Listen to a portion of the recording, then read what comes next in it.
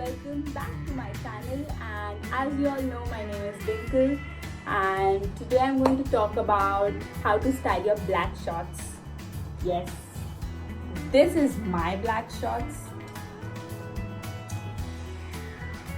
I'm going to style this shorts in different ways. I'm going to show you all how to make it work into a uptight look, or how to make it work into a 7 a.m. look at office, or a 7 p.m. look into a bar, or a hipster look, preppy look. So it's a lookbook video today. It won't be a tutorial. I won't be talking too much, just wearing different styles. You can actually relate to them and make your clothes work that way. All you need is your creativity. So let's get started. So also, before starting, please don't forget to subscribe. It's really important to me. Do subscribe, share it with your friends, and also if you are more into pictures or lookbooks, you can follow me on Instagram. My link is in the description. So do follow me on Instagram, subscribe, ask your friends to subscribe, share it. Let's go.